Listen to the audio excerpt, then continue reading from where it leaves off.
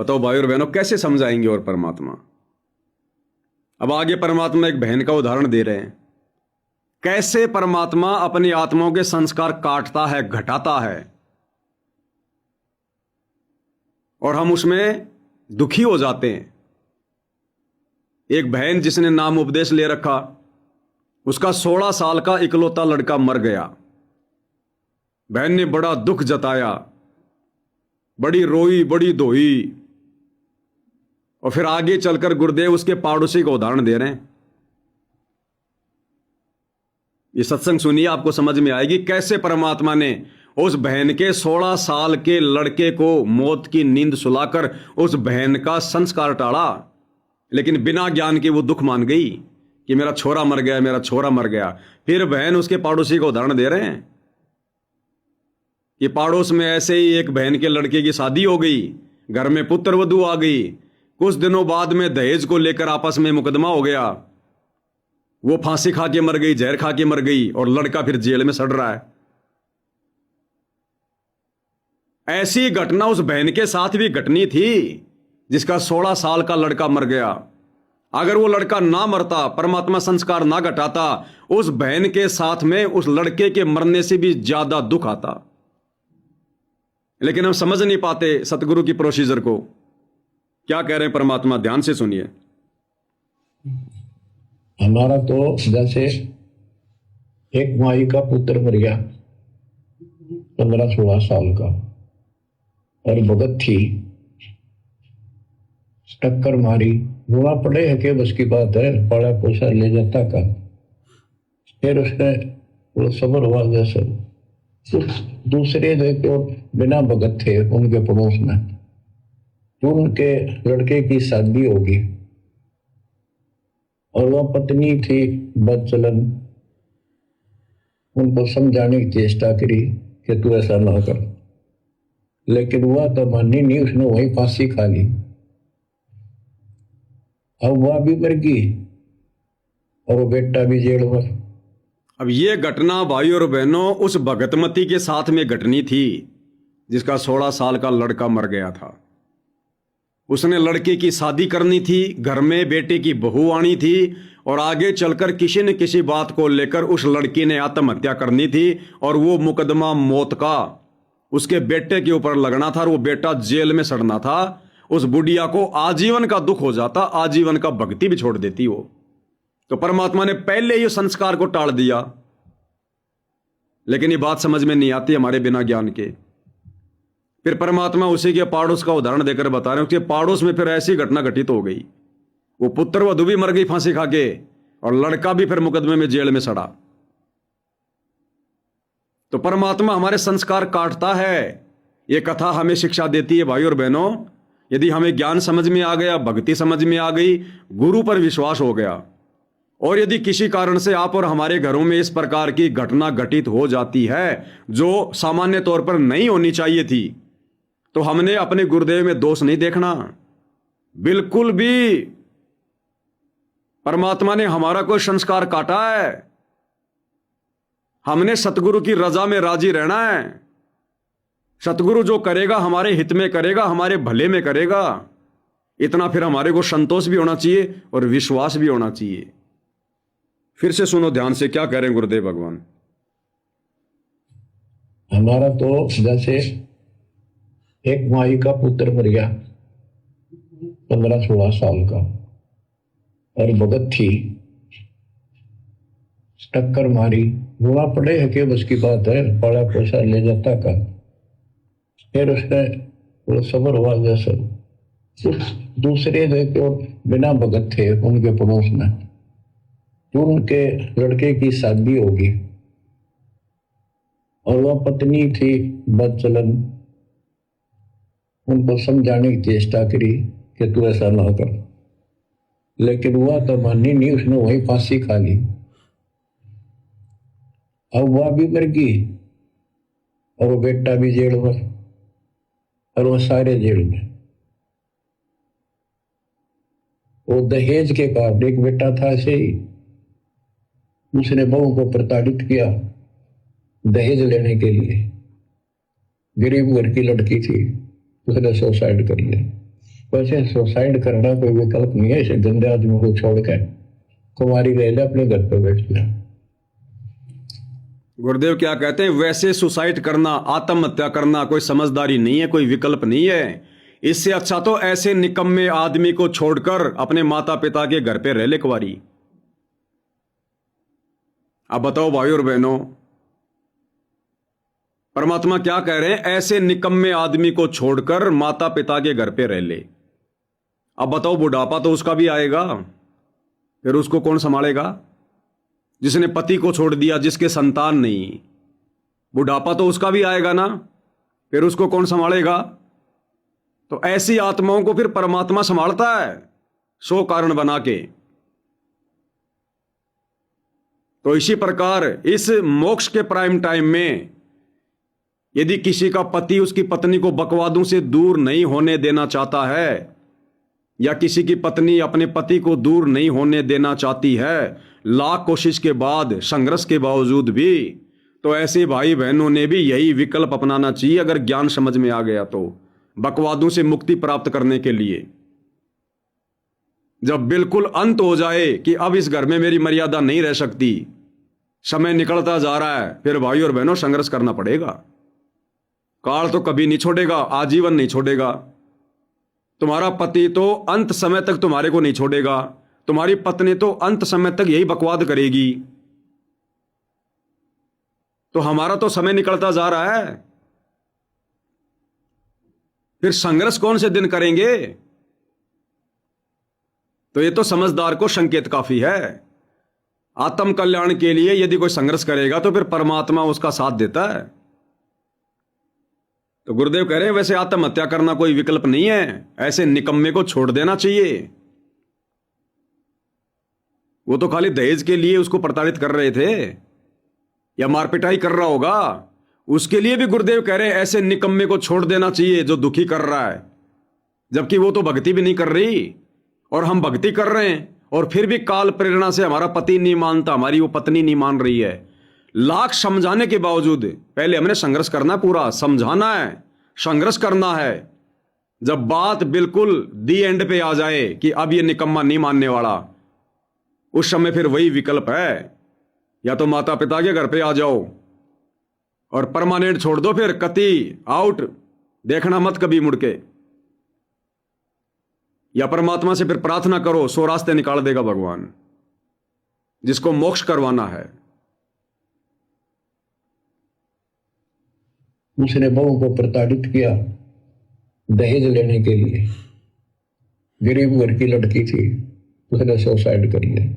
वैसे सुसाइड करना कोई विकल्प नहीं है, इसे गंदे आदमी को छोड़ कर कुमारी रह ले, अपने घर पे बैठ गया।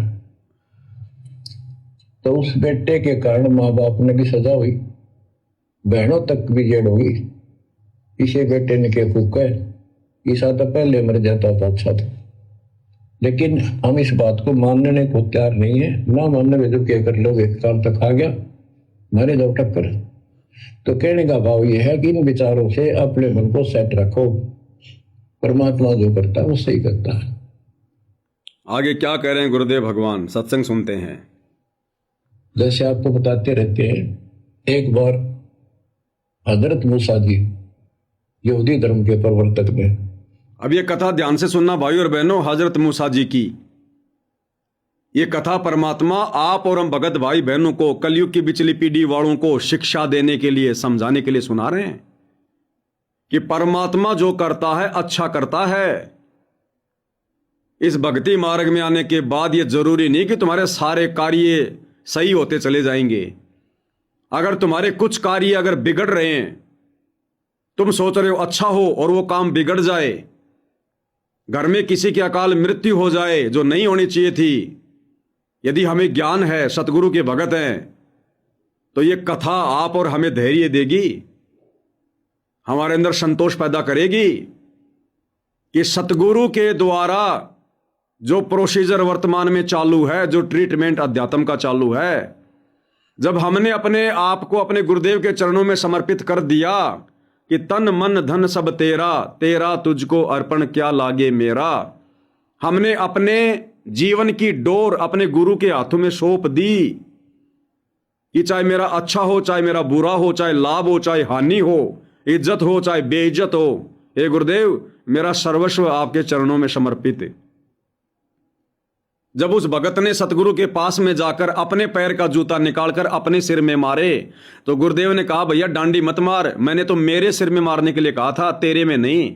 तो भगत ने क्या कहा था, हे गुरुदेव इस दास का शीश भी तो आप ही का है, मैंने अपने सिर में जूते मार लिए, समझो आपके सिर में मार दिए। तो इस प्रकार से हमने भाई और बहनों ज्ञान को आधार बनाकर इस भक्ति मार्ग पर टिकना है। तो हजरत मूसा जी की कथा का गुरुदेव जिक्र कर रहे हैं। ऐसी घटना परमात्मा ने हजरत मूसा की आंखों के सामने घटाई। एक औरत का जवान बेटा मरा, और क्या शिक्षा देगी हमें ये कथा, ध्यान से सुनना इसको।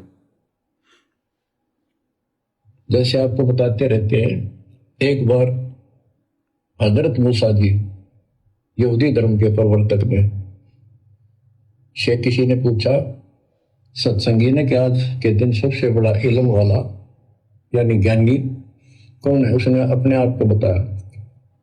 तो उसका अल्लाह बोला, जिसको खुदा मानते हैं, जिसने कुरान का ज्ञान दिया, बाइबल का दिया।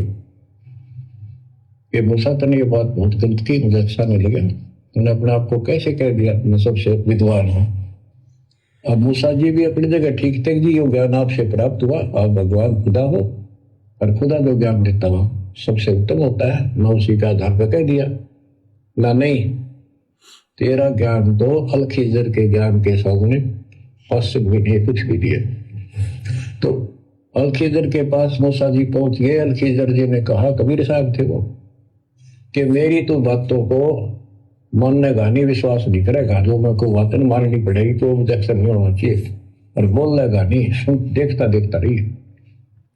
जब हजरत मूसा जी अल खिजर के पास गए, अल खिजर रूप में खुद कबीर साहिब सतगुरु रामपाल जी थे, तो आगे का ज्ञान लेने के लिए हजरत मूसा गया। अब भाई और बहनों देखो, ये भी कॉमन सेंस की बात है। हजरत मूसा को जिस खुदा ने, जिस अल्लाह ने ये कहा कि मेरे ज्ञान के आगे अल खिजर का ज्ञान तो कुछ भी नहीं है, वो काल नहीं था, खुद कबीर परमात्मा ही थे, सतगुरु रामपाल जी थे। अन्यथा काल किसी और के लिए क्यों कहेगा कि मेरे से बढ़कर उसको ज्ञान है? काल ने तो परमात्मा के ज्ञान को मिटा दिया, काल ने तो परमात्मा के ज्ञान को ऊपर आने नहीं दिया। भाई भला मान चाहे बुरा मान, एक ओछी चाली चाल तने, सत्य पुरुष को बुला दिया और आप जना दिया। यानी परमात्मा के ज्ञान के तो काल ने मिटा दिया अपनी तरफ से, और अपने आप को इस संसार में भगवान साबित कर दिया। तो वो यदि वो शैतान होता, काल होता, तो हजरत मोहम्मद को ये क्यों कहेगा कि मेरे ज्ञान के आगे हैं, कि उस अल खिजर के ज्ञान के आगे मेरा ज्ञान तो कुछ भी नहीं है। तो उस समय वो कबीर परमात्मा ही थे, सतगुरु रामपाल जी थे, जिन्होंने कहा कि अल खिजर के ज्ञान के आगे भाई मूसा मेरा ज्ञान तो कुछ भी नहीं है। अन्यथा शैतान, ये काल तो अपने आप को सर्वश्रेष्ठ परमात्मा साबित करके रहता है। तो परमात्मा ने भूमिका की वहां पर। अब अल खिजर कहां चला गया, वो सॉरी हजरत मूसा कहां चला गया? अल खिजर के पास, और कहा जी मुझे आगे का ज्ञान बताओ। तो अल खिजर के रूप में कबीर परमात्मा सतगुरु रामपाल जी ने क्या कहा, यह ध्यान देने योग्य बात है भाई और बहनों। एक बार ध्यान से सुनो क्या कहा। अल खिजर के पास मूसा जी पहुंच गए। अल खिजर जी ने कहा, कबीर साहब थे वो, कि मेरी तो बातों को मानने का नहीं, विश्वास नहीं करेगा, जो मेरे को बातें माननी पड़ेगी तो ऑब्जेक्शन नहीं होना चाहिए, और बोलेगा नहीं, सुन देखता देखता रही। क्या कहा अल खिजर जी ने मूसा से? अगर तुझे आगे का ज्ञान चाहिए तो तूने मेरी प्रत्येक बात माननी पड़ेगी, और जैसा मैं कहूं तूने वैसा ही करना पड़ेगा, अपनी नहीं चलाएगा, बोलेगा नहीं कुछ भी, तब मैं तुझे आगे का ज्ञान दूंगा। तो आप और हमें तो गुरुदेव भगवान आज वर्तमान में वही अल खिजर, वही कबीर परमात्मा सतगुरु रामपाल जी खाली ज्ञान नहीं, बल्कि हमें तो मोक्ष देने की गारंटी दे रहे हैं। फिर भला हमें ऑब्जेक्शन क्यों होना चाहिए?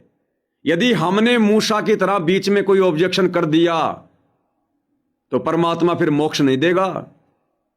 पहले पाबंद कर दिया था परमात्मा ने हजरत मूसा को कि तुझे आगे का ज्ञान उस समय दूंगा जब तू बीच में कोई सवाल भी नहीं करे मेरे से, और मेरी किसी भी बात पर कोई ऑब्जेक्शन नहीं उठाएगा। मैं जो भी कुछ भी खेल खेलूं, चाहे किसी को मारूं, चाहे किसी को जिंदा करूं, कुछ भी करूं, तुझे ऑब्जेक्शन नहीं होना चाहिए, तब मैं तुझे आगे का ज्ञान दूंगा। पहले परमात्मा उसकी परीक्षा ले रहे थे, ज्ञान तो बाद में देना था।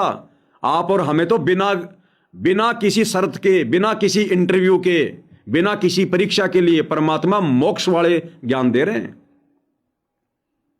तो आप और हमने कोई ऑब्जेक्शन नहीं होना चाहिए। फिर सतगुरु की शरण में आने के बाद, डॉक्टर की शरण में जाने के बाद फिर मरीज को ऑब्जेक्शन नहीं होना चाहिए। वो चाहे जहर का इंजेक्शन लगाओ, चाहे अमृत का लगाओ, क्योंकि उसको पता है इसकी जिंदगी कैसे बचानी है। तो सतगुरु से उपदेश लेने के बाद यदि आपको विश्वास है कि ये सतगुरु है और ये मोक्ष मार्ग है, धरती पर दूसरा कोई ठिकाना नहीं है, फिर हमारे साथ में जो मर्जी घटना घटित हो, चाहे बेटा मरे, चाहे बेटी मरे, चाहे खुद मरे, चाहे जेल में जाओ, चाहे फांसी लगो, चाहे हाथ में भिक्षा का कटोरा आ जाए, फिर भगत ने अपने गुरु के ऊपर कोई संदेह नहीं होना चाहिए। अगर गुरु समझ में आ गया तो यही सब कुछ अल खिजर रूप में कबीर परमात्मा ने हजरत मोहम्मद को पहले ही हिदायत दे दी थी। ध्यान से सुनो इस कथा को भाई और बहनों। तो अल खिजर के पास मूसा जी पहुंच गए। अल खिजर जी ने कहा, कबीर साहब थे वो, कि मेरी तो बातों को मानने का नहीं, विश्वास नहीं करेगा, जो मैं को बातें माननी पड़ेगी तो ऑब्जेक्शन नहीं होना चाहिए, और बोल लेगा नहीं, सुन देखता देखता रही। वो बोला, मूसा जी बोले, बिल्कुल महाराज, जैसे आप कहोगे मुझे सब्र करने वाला पाओगे, कभी मैं ऑब्जेक्शन नहीं करूंगा आपकी बातों में। मूसा जी ने क्या कहा कि महाराज मुझे बिल्कुल सब्र करने वाला पाओगे आप, मैं कोई ऑब्जेक्शन नहीं करूंगा। लेकिन हर बात पर ऑब्जेक्शन करने लग गया। अंत में बिना ज्ञान लिए ही हजरत मूसा जी वापस आ गए। अगर तू खरा उतरा तो ज्ञान बताऊंगा, ना बताऊंगी। उसने रास्ते में चलते एक जवान लड़का था 17-18 साल का, अल खिजर ने पकड़ के और गर्दन पकड़ के मार दिया। अल खिजर जी और हजरत मूसा जी दोनों आगे बढ़े, और रास्ते में कबीर परमात्मा ने, जो कि अल खिजर के रूप में थे, उन्होंने क्या किया, एक जवान लड़का था उसको पकड़ा और उसको मार दिया, उसकी गर्दन काट दी। हजरत मोहम्मद ने ऑब्जेक्शन कर दिया, जबकि भगवान ने पहले कहा था कि देखते रहना, बोलना मत, अगर तू खरा उतरेगा तो आगे का ज्ञान बताऊंगा, नहीं तो नहीं बताऊंगा। ध्यान से सुनो। अगर तू खरा उतरा तो ज्ञान बताऊंगा, ना बताऊंगी। उसने रास्ते में चलते एक जवान लड़का था 17-18 साल का, अल खिजर ने पकड़ के और गर्दन पकड़ के मार दिया। तो मूसा जी बोले, तनिष बेकसूर को मार दिया, तेरा दिमाग खराब है, क्यों को मारा तेने, क्या बिगाड़ा तेरा इसको? तो अल खिजर बोला, मैंने कहा था मैं जो तू देखता रही है, बोलना नहीं है, मेरी क्रिया का अविश्वास ना करना।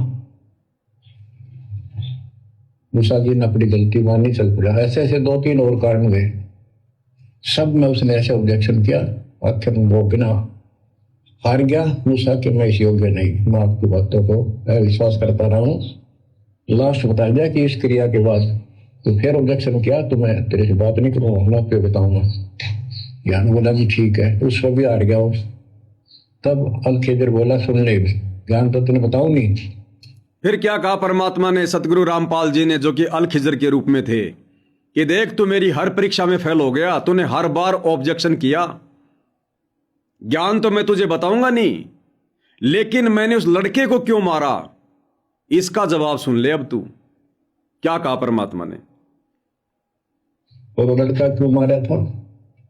वो ऐसा दुष्ट पैदा हो गया था, इसके माँ बाप भगत हैं और उनको इतना परेशान करता, वो रो रो का टाइम काटते।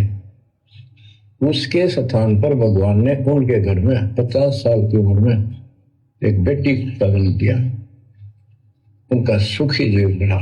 ये प्रमाण है। क्या कह रहे हैं गुरुदेव? मैंने उस लड़के को इसलिए मारा था क्योंकि उसके माता पिता भगत थे, और वो लड़का शाकड़ था, काल का दूत था, वो आगे चलकर उन आत्माओं की भक्ति में बाधा उत्पन्न करता। इसलिए मैंने उस लड़के को मारा। और उस माता पिता को, जो भगत थे, 50 साल की उम्र में उनके घर में एक बेटी को जन्म दिया। उनकी भक्ति सफल हुई। ये परमात्मा उन भगत भाई बहनों को शिक्षा दे रहे हैं इन घटनाओं के माध्यम से, इन कथाओं के माध्यम से, जो भगत भी हैं, भक्ति भी कर रहे हैं। और यदि अचानक से उनके घर में, परिवार में छोटी मोटी कोई घटना घटित हो जाती है, कोई बेटा बेटी मर जाता है, कोई और कोई नुकसान हो जाता है, वो रोने धोने लग जाते हैं, सतगुरु में सौ दोष देखने लग जाते हैं। तो उन आत्माओं को समझाने के लिए परमात्मा कह रहे हैं कि नादानो, ये मैं क्यों कर रहा हूं? ये जो तुम्हें नुकसान लग रहा है वर्तमान में, ये तुम्हारा हित है, ये मैं तुम्हारे भले के लिए कर रहा हूं। तुम्हें भविष्य दिखाई नहीं दे रहा, मुझे दिखाई दे रहा है। तो भाई और बहनों, आप और हमारे लिए शिक्षा है। आगामी समय में यदि हमारे साथ ऐसी कोई घटना घटित हो जाती है, या किसी भाई बहन के साथ में ऐसी घटना घटित हो चुकी है किसी भी प्रकार की, और यदि उनके मन में जरा सा भी दोष है, तो गुरुदेव के चरणों में नाक रगड़ रगड़ के घर पर दरबार साहिब के सामने दंडोत करके समय याचना कर लेनी चाहिए कि हे परमात्मा, हम नादान 2 कौड़ी के तुच्छ प्राणी जीव, परमात्मा हम क्या समझे, हम क्या जाने। हे मालिक, माफ करो, हमसे बहुत बड़ी गलती हुई है, जो हमने जाने अनजाने में आप में दोष देख लिया, या हमने भक्ति करना थोड़ा कर दिया, या कम कर दिया, या बंद कर दिया। और आगामी समय में इन कथाओं को सुनने के बाद यदि किसी के साथ घर में या व्यापार में, काम धंधे में, शरीर में अगर ऐसी ऊंच नीच हो जाती है, छोटी मोटी घटना घटित हो जाती है, तो उन भगत भाई बहनों ने इन कथाओं को याद रखना चाहिए। ये परमात्मा हमारे लिए कर रहे हैं, हमारे भले के लिए कर रहे हैं, हमारी भक्ति के लिए कर रहे हैं, हमारे मोक्ष के लिए कर रहे हैं, क्योंकि वे अंतर्यामी हैं, डॉक्टर हैं अध्यात्म के। मरीज को नहीं पता डॉक्टर ने कैसे इलाज करना है, क्या करना है। तो भाई और बहनों, आप और हमारे लिए ये संदेश हैं, विशेष संदेश हैं। ये एक एक कथा में, एक एक सेंटेंस में गहरा संकेत छुपा हुआ है गुरुदेव भगवान का। तो बताओ, हजरत मूसा जी ने ऑब्जेक्शन किया बारंबार, गुरुदेव ने आगे का ज्ञान नहीं दिया। तो आज यदि हम गुरुदेव भगवान के वचनों की अवहेलना करेंगे, उनके नियम तोड़ेंगे, अटपट करेंगे, आज हमारे लिए तो सतगुरुदेव भगवान के जो नियम है, जो मर्यादा है, वो सेम वही है जो मूसा जी के लिए थी। यानी परमात्मा ने कहा कि मैं जो भी कुछ करूं बीच में नहीं बोलेगा, ऑब्जेक्शन नहीं करेगा, बोलेगा भी नहीं। बोला जी ठीक है। तो आज भाई और बहनों, जो नियम गुरुदेव ने हमें दे दिए हैं नाम दीक्षा के समय, जो आज्ञा दे दी है, हमारे लिए वही बातें हैं जो मूसा जी के लिए थी। यदि हम नियम तोड़ेंगे, भंग करेंगे, परमात्मा फिर मोक्ष नहीं देगा, जैसे मूसा जी को आगे का ज्ञान नहीं दिया। तो हमने कुर्बान हो जाना, कुर्बान, आंखें बंद कर लेनी है। मेरा गुरु मेरा बाप है, और बाप कभी अपने संतान का बुरा नहीं चाहेगा। वो हाथ अपना रख दे सिर पर जिसने मान गुरु को बाप लिया। एक गुरु चेला दोनों जा रहे थे, रात्रि में रुक गए, किसी धर्मशाला में सो गए। रात्रि के समय गुरु उठा, हाथ में चाकू लिया और चेले की छाती पर बैठ गया और चाकू को गर्दन पर लगा लिया। चेले की आंख खुल गई। चेले ने देखा गुरुजी है, हाथ में चाकू है, चाकू गर्दन पर है। वापस आंख बंद करके सो गया। गुरु ने उसके हल्का सा चाटा मारा और कहा, रे तुझे डर नहीं लगा, मैं तेरी गर्दन काटने जा रहा था। तो उसने कहा कि गुरुदेव, यदि आप मेरी गर्दन भी काटोगे तो मेरा इसमें भला छुपा हुआ है। आप यदि मेरी गर्दन भी काट रहे हो तो मेरे हित में काट रहे हो, मेरे भले के लिए काट रहे हो, मुझे ऑब्जेक्शन किस बात का। तो भाई और बहनों, इतना दृढ़ विश्वास जब तक हमें अपने पूज्य गुरुदेव भगवान पर नहीं होगा, हम कैसे मोक्ष प्राप्त करेंगे। तो हजरत मूसा को फिर आगे का ज्ञान नहीं दिया परमात्मा ने। के अंदर, बाइबल के अंदर, तो बच्चों ये सत्य मान लो, मालिक जो करे उसको सही मानो। ऊक चूक हो भी जाए तो भगवान से दूर ना हो जाना। क्या कह रहे गुरुदेव? तो बच्चों विश्वास करो, मालिक जो करता अच्छा करता है। अगर ऊंच नीच हो भी जाए तो अविश्वास मत करना, भक्ति मत छोड़ देना, मन में दोष पैदा मत कर लेना। बाइबल के अंदर, तो बच्चों ये सत्य मान लो, मालिक जो करे उसको सही मानो। ऊक चूक हो भी जाए तो भगवान से दूर ना हो जाना। वो जो करेगा भगवान कभी गलत नहीं करेगा। ये तो आपने मानना ही पड़ेगा। गलत तो हम करे बैठे, हर युग काल करवाने लग गया, और रोज गलत हुआ है, एक दिन भी नहीं। तो बच्चों, परमात्मा की प्रत्येक क्रिया पर विश्वास रखकर चलो तुम। हमने तो कितना नुकसान होता दिखा है। राज्य करमता राम की रजा दरज शेष, दास गरीब दरस परस तिस बैठे जगदीश। हम अपनी विचारधारा को ऊपर रखा है, जो घिसी पट्टी और बिल्कुल बकवादों से भरी होती है। इस कारण से हम भगवान पर विश्वास, गुरु जी पर विश्वास, और इस कारण से भगवान पर अविश्वास, गुरु जी पर अविश्वास, भगवान के बाद सीधा गुरु जी शब्द बोल रहे हैं। यानी गुरु जी कौन? भगवान। गुरु ही भगवान, गुरु भगवान।